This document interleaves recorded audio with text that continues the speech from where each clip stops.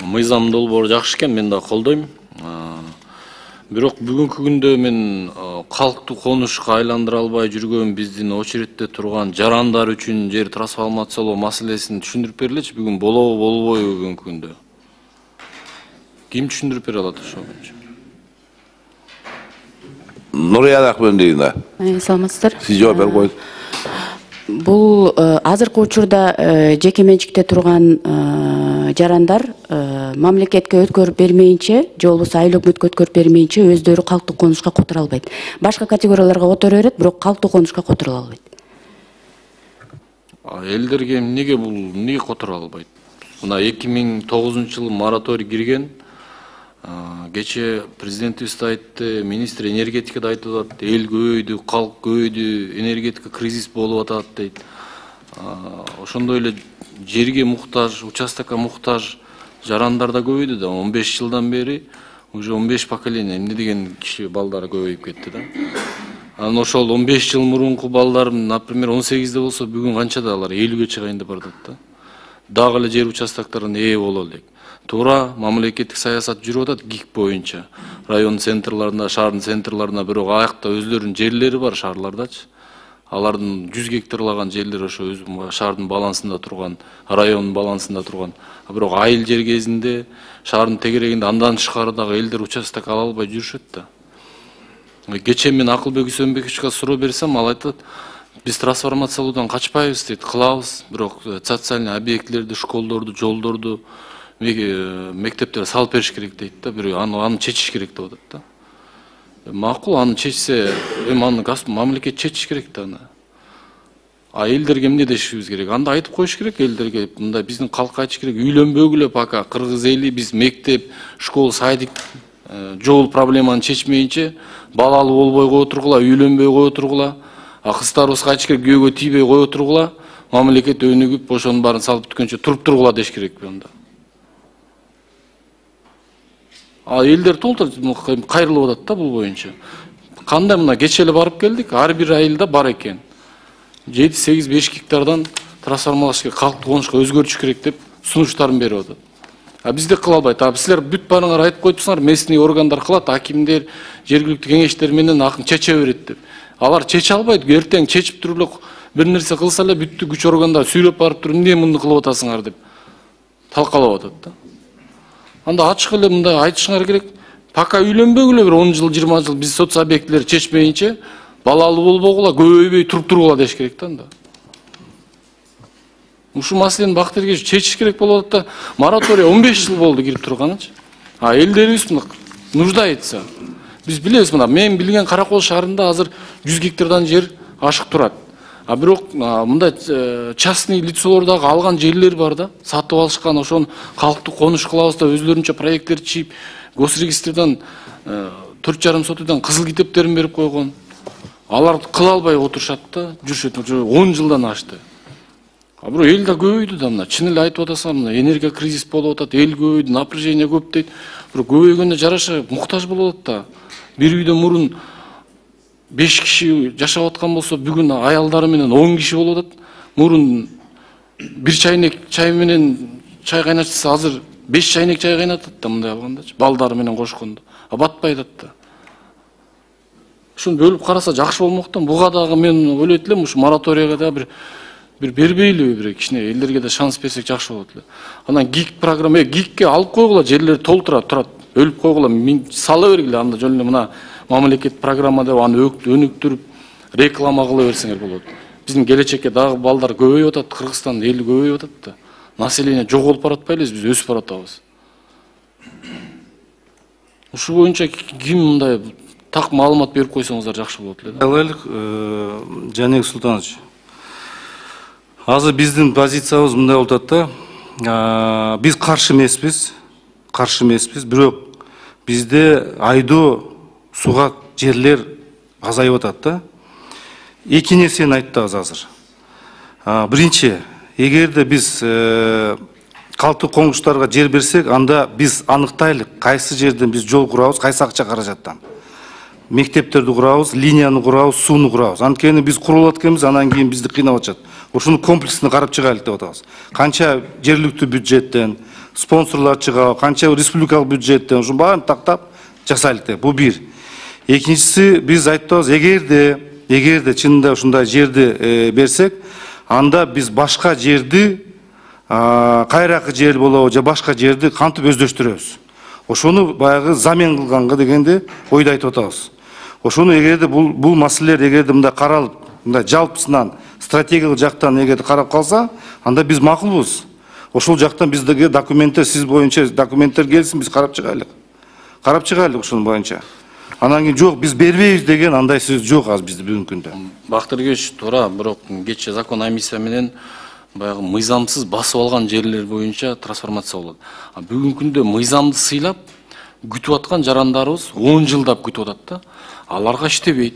Законопослушный биздин гражданиндерге иштебейт дагы, законду укпаган, тебелеп барып басып алган жерлерин баарын трансформация кылып берип койду.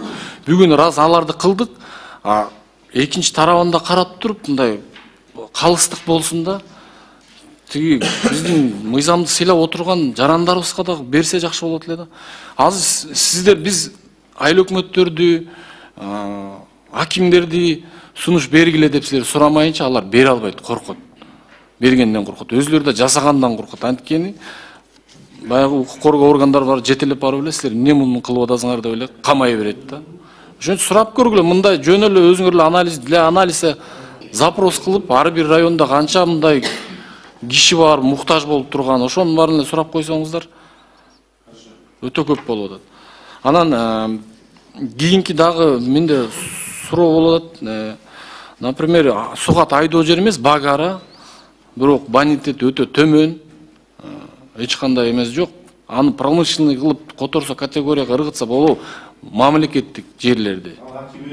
Аким өзү кыла берет ошол боюнча. Рахмат. Да, Нурбек Карич, кийинки суроо беребиз. Саламатсыздарбы, урматтуу депутаттар. Мыйзам долбоорун колдош керек. Чындап жакшы мыйзам алып келипсиз. Бул боюнча колдоп беребиз. Экинчи маселе, Бакыт Эргешев келгениңизден пайдаланып айтып калайлы, трансформация маселеси боюнча. Кечээ биз ошо округубузга барып элдер менен жолугушуу өткөрүп келдик. Эң негизгиси ошол трансформация маселеси болуп атат да. Сиздерге келген бир 6 айлап, 1 жылдап жатат. Мен сизге чоң жыйында да кайрылдым эле, Кара Суу районундагы айыл аймактар боюнча. Көп кармап коесуздар да. Мына минуска деп кетиптир. Минустан бир туура эмес жазылып калса, кичине өтүр точкасы туура эмес болуп калса, эми болбогон эле нерсе менен дагы аркага кайрылып кетип, кайрадан согласованияларда жүрүп атат да. Эми сиз как ошону куратор болгон катары ушуну өзүңүз айтсаңыз, эми сизде вице-премьер деген ранг бар. Баарын айтсаңыз. Мына мисалы ошол Кара Суу районундагы Мады айыл аймагында трансформация болуп, даяр болгон жеринен дагы минуска кайтып кетти. Папан айыл аймагында дагы. Ушундай жазып алсаңыз, мен сизге 6 ай мурун да айтканмын, жакшы эле болуп келет. Андан эле бир кичинекей замечание менен эле дагы 6 ай 7 айга кетип калып атат да. Элдин сураганы мына Жаныбек Султанович да айткандай туура айтып атат. Трансформация кылып берели. Алар сугат жер эмес, алар тоонун башындагы суу чыкпаган жерлерди сурап атышат. Анан дагы сиздерде бир сөз болуп атыптыр. Трансформация кылбай тургула, көп кабаттуу үйлөр салып берели дегендей багыт алып атыптыр. Эми ал кургак жерге эч ким көп кабаттуу үй салбайт, мисалы, жеке ишкерби, ГИК деле салалбы? ГИК ошол эле курулушчулардан кайрылат. Мына жерде салгыла, мына жер силерге берейли деп. Алар салбайт, тоонун башына эч ким салбайт. Ал жакка суу тартып алыш керек. Элдер ошого макул, өздөрү биригип алып, ошол аймактын планында кичинекей болсо сууларды, насосторду коюп, электричествону өздөрү тартып, андай кылганга өздөрү даяр бардыгы. Ошол 2 айыл аймак боюнча сиз бир контролго алып койсоңуз, ал жерлерге эгер көп кабаттуу үй салынат деген нерсеңер болсо, аны тез арада чечкиле да. Шаардын четиндеги болсо, анда бербей эле кесип айтып койгула. Жок, бул жерлерге бербейбиз. Кайрак жерлерди суу чыкпаган тоолорду, мына шаардын, айыл аймактын чегиндеги. Ошол жерлерди дагы кармап отурасыздар да. Ошону колго алсаңыз Бактыргеш.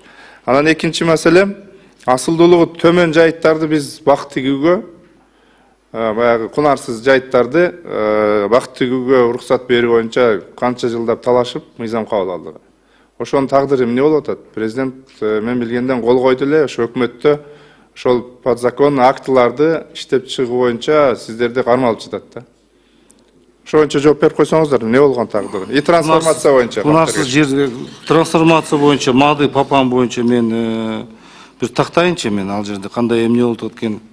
Өткөндө да сиз мага айтканда айтканбыз. Көп кабаттуу боюнча. Биз өзү көп кабаттуу үйлөр курганга биз аракет жасайбыз, андан кайтпайбыз, ошо барабыз.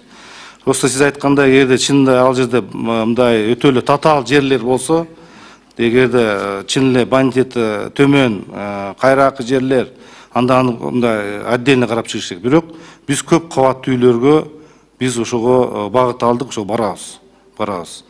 Анан кийин кунарсыз жер. Сиз айткандай ушундай багытты алып барабыз. Кунарсыз жерлер 614 000 гектар жерибиз бар. Ошол жерге биз көп жылдык дарактарды эгүү боюнча жана биз азыр программа түзүп атабыз. Эгерде мүмкүнчүлүк бар болсо, ошол жерлерге жамырлатып жана тамчылатып сугаруу деген системаны апарайын деген ойдо болуп атабыз. Ошого азыр ошол программа боюнча иштеп алып чыгат. Аны биз параллельно алып кетебиз. Ошол боюнча жерди биз жүрүп атабыз. Биз мыйзам кабыл алып бергенибизге 2 жылдын жүзү болду. Жердеги коллегалар менен талашканбыз, ар түрдүү ойлор айтылган. Мыйзам кабыл алынып эч нерсе жок. Элдер күтүп атат. Эмне үчүн бар? Азыр уже заявкалар болуп атат. Подзаконный акт алдыңызбы? Заявкалар болуп атат, программа болуп атат. Ал өзүнчө бир программа бар. Ал боюнча ишти алып барабыз биз. 1 гектар жер өттүбү бүгүнкү күндө? Канча гектар жер берди? Мен азыр маалымат толук жок менде. Андан кийин сиздерге берем маалыматты. Жылган жок Бактыргеш. Ушуну карап койсоңуздар. Хорошо. Элдер азыр ойгонду. Сиз айткандай тамчылатып сугаруу менен бак тиккендер көбөйдү. Мисалы, мен өзүм деле ошол боюнча иштеп атам.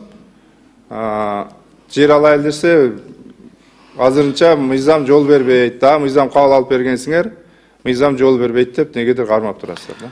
Бул боюнча менден тапшырма, бизден тапшырма кеткен бүт руарларга, бүт кунарсыз жерлерди бизде карта менен азыр бөлгөнбүз. Ушул руарлар толук менен тапшырма кетти. Кимдин кандай мүмкүнчүлүгү бар болсо, ушу кунарсыз жерлерди элдерге бергиле дагы көп жылдык дарактарды отургузуу боюнча бар ал маселе. Ал өзүм мен өзүм буйруктар менен, эгерде программа сиз айткан азыр толук азыр мен билишим боюнча, мен балким программа кабыл алынган, бирок ошол боюнча мен азыр тапшырмалар бергем. Ошон үчүн ал иштер жүрүп атат ал. Ошону тездетсеңиз, азырынча эч кимге бере элек. Ошол биз кабыл алып атканда айтылган 500 000 гектар жер, 500 000 гектар жер ушул мыйзамдын негизинде берилет деген. Негизинен Баткен, Ысык-Көл областтарына тиешелүү болгон. Ар бир аймактын, айыл аймактын ичиндеги контурлары менен биз кабыл алганбыз. Ошон үчүн ушул боюнча ишти алып кеттиңиздер. 2 жылдан бери кыймылдабай турат. Рахмат. Бактыргеш. Негизи Нурбек Карич айткан маселе боюнча былтыр биз 1 жыл өткөндөн кийин бул маселени Айыл чарба министрлигинен сураганбыз. Жанагы 600 000 гектар жерден 1 гектар жер былтыр берилген эмес. Албаптыр да. Ушуну көңүлүңүзгө алып койсоңуз, бул боюнча жана убарларга бердилек, ошол маселе болуп атты, ушуну карап койсоңуз деген ой. Урматтуу урматтуу депутаттар, биз муну азыр 2-3 маселеде бакыт эргешиштик. Биз коллегабызды добушка коюп кетире берели да, анан 2-3 маселеде суроолорубуз болсо бакыт эргешиш биякта бүгүн келип калыптыр. Айыл чарбасында кээ бир суроолорду 2-3 сүйлөшсөк да болот да. Ошон үчүн добушка коюңуз. 2-3 маселеде да бакыт эргеш. Да, Султан Андаршевич. Мен сунушум эле бар да. Мына трансформация боюнча. Вообще трансформацияны биз мындай Минсельхоздун эле мындай маселеси деп карап атабыз да. На самом деле андай эмес да. Трансформация жердин трансформациялоо маселеси бул системдүү маселе. Бул бүт тармактар менен байланышта чечилиш керек. Социалдык, экономикалык, промышленность жана башка тармактар менен байланышта чечилиш керек. Булар өздөрү чече албайт муну. Ошондуктан азыр ошол да. Анан мен мындай дегим келет да, мун 18-кылымда өзүңөр билесиңер, шаардык транспорт бул атараба болгон. Ошондо Парижде 100 жылдан кийин Париждин мындай түсү кандай болот дегенде, транспорт кандай өнүгөт дегенде, эмне болот дегенде айткан экендер. 100 жылдан кейін Париждің көчөлөрү аттын боғына толып, жашауға мүмкін емес болып қалады деп. Мындайча айтканда, ошол позициядан да. Бирок биз мындай кылыш керек да, бул трансформацияны башка жакты караганда, вообще жалпы системдүү өнүгүүдүн алкагында карашыбыз керек бул ошол нерселерди. Жана сиз атап кеттиңиздер, ошого мен айтам да, бүт любой проблеманы карап атабыз, барып туруп эле система жоктукка келип атат да. Системный подход да жоктукка келип атат. Ошого мен мына Бакыт Төрөбаевичке эмеге суроо бергим келет да. Эмеден жанагы стратегиялык пландоодон эмнеге баш тартып атасыңар? Эмнеге максатка ылайыксыз деп корутунду берип атасыңар? Кайсы максатка ылайыксыз? Системный подход. Вот, анан кийин ошол как раз стратегиялык эмеде пландоодо, закондо, ошондо бүт бар системдүү каралган. Кантип кайсы тармактар жалпы кандай стратегиялык пландоо кантип түзүлүш керек. Ошонун ичинде развитие территории деген отдельный главасы бар. Ошондо конкретный жазылган кантип эмнени жасаш керек. Эгер стратегиялык пландоодо азыр ишке ашыра турган болсо, жеңил болбой беле өкмөткө иштегенге. Наоборот, ошол нерсе системдүү чечилет эле го. Ошондо моундай берде болуп аткан суроолор, маселелер жаралбайт эле да. Мен ошону айткым келет да. Мен азыр дагы бир жолу дайым ушундай проблема болгондо, мына бүт проблема бир эле берде эмес, башка проблемалар дагы. Мана Үскөлдөгү өзүңөр жакшы билесиз, Саркындуу суулар сүйлөгөндө дагы. Башка проблемалардан жанагы көчмө жыйындарга барганда, элдин бүт барды айткан проблемасы системанын жоктугунда болуп атат. Отдельный, ар ким өзү менен өзү да, рак, щука дагы эле лебедь. Ошолда бүт бар жокто ошондой. Ошону көңүлгө алып койсоңуздар. Бакыт Эргешевич, мен сизден суранып кетем. Президент менен тез-тез жолугуп турасыздар сиздер. Айтып коюңуздар. Ушул стратегиялык пландоо, законду максатка ылайыксыз деп уят болбой, кабыл алганга кол кабыш кылыңыздар. Анан кийин алып стратегиялык планды ойлойт окшойт, киргизсе эле сразу ал иштеп кетет. Жок, ал планды иштетиш үчүн 5 жылдын ичинде гана только дополнительный ар түрдүү өзгөрүүлөрдү киргизип, ага ар түрдүү ар бир тармак боюнча положенияларды иштеп чыгып, ошондо 5 жылдын ичинде гана толук кандуу ишке ашат. Понимаете? Ошондуктан анан коркуштун кереги жок. Азыр киргизиш керек да, ошонун үстүнөн иштеш керек. Ал пландоо болбосо баарыбыз тупикке барабыз. Мына азыр мындан кийин жанагы эмнде карайбыз. Ошондуктан 30 жылдан бери 6 миллиард карыз алып, инвестиция каяка кетип атканын билбейбиз. Текшергенди билбейбиз. Не болуп атканын билбейбиз. Себеби эч кандай плансыз эле, системсиз эле ар ким өз каалагандай жумшаган аны. Жыйынтыгы жок. Азыр эми уголовный дело козгоп, биrini бири камап, ошону менен алек болуп атабыз. Бир да президентибиз нормальный кеткен жок ошондордон. Барды куугунтук калынып, артынан эме болуп жүрөбүз. Ошондуктан Бакыт Эргешевич, сиз ушуну президентке жеткирип койсоңуз, мен ойлойм азыр президенттин эмелерде өкүлдөрү угуп атса керек мени, президенттин аппараттагылар. Ушуну көңүлгө алып койсоңуздар. Рахмат.